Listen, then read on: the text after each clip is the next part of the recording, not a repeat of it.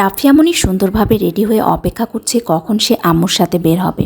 রাফিয়ামণি যেভাবে দাঁড়িয়ে আছে সেম ভাবে আমিও দাঁড়িয়ে থাকতাম যে কখন আব্বু বের হবে আর আমি আব্বুর সাথে যাব।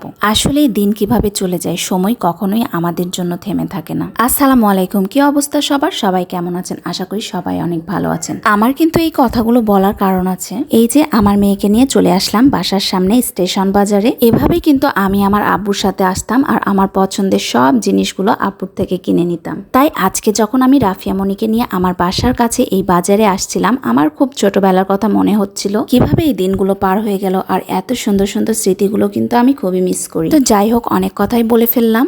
অনেকদিন পর আমি এই বাড়ির কাছে স্টেশন বাজারে আসলাম আর আমি যেভাবে আব্বুর কাছে সব দোকানে যে আবদার করতাম, রাফিয়ামণিও ঠিক সেই রকমই করছে আমার সাথে। কোনো দোকানই বাদ দিচ্ছে না, যেখানেই যাচ্ছে সেখানেই তার আবদার। আর ওর পছন্দের সব জিনিসগুলো তো কেনা হয়ে গেল। এখন আমরা চলে যাব বাজারের মধ্যে। আর যদিও অনেকদিন এই বাজারে আমি বাজার করতে আসিনি, এর জন্য বুঝে উঠতে পারছিলাম না কোথায় গেলে আমি কি পাবো। আমি কিন্তু এই বাজারের মধ্যে হাঁটছিলাম আর রাফিয়ামণিকে ঘুরে ঘুরে গল্প শোনাচ্ছিলাম যে কোন দোকানে আমি যে তার নানু ভাইয়ের সাথে সব জিনিসপত্র কিনতাম। আর আমার এই কথাগুলো শুনে তো রাফিয়ামণির প্রশ্নের শেষ নাই, সে আমাকে একের পর এক প্রশ্ন করছে। তো যাই হোক, আমরা অবশেষে আমাদের প্রয়োজনীয় জিনিসটা পেয়ে গেলাম। মানে আমি কাঁচা কলা কিনতে গিয়েছিলাম। আসলে রাফিয়ার নানু ভাইয়ের শরীরটা একটু খারাপ ছিল, এই কারণে আব্বু বাজারে যেতে পারছিল না। তাই আব্বুর হয়ে আমি বাজারে চলে গিয়েছিলাম রাফিয়ামণিকে নিয়ে আর প্রয়োজনীয় সবকিছুই বাজার করে ফেললাম।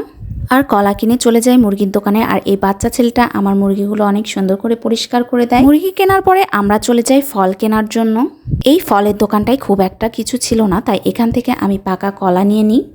তো সুন্দরভাবে এই টুকিটাকি বাজারগুলো করে আমরা আবার বাসার উদ্দেশ্যে রওনা দিয়ে দিলাম। তো কেমন লাগলো আমার এই ছোট্ট ভিডিওটা অবশ্যই কমেন্টে জানাবেন। ভিডিওটা ভালো লাগলে অবশ্যই লাইক দিয়ে শেয়ার করে দিবেন আর ফলো দিয়ে আমার পাশে থাকবেন। আর এই যে আমরা বাসার সামনের রাস্তায় চলে আসছি আর আমাদের আস্তে আস্তে অনেকটাই সন্ধ্যা হয়ে গিয়েছিল। তো সবাই ভালো থাকবেন। আজকের ভিডিও এই পর্যন্তই। আল্লাহ হাফেজ।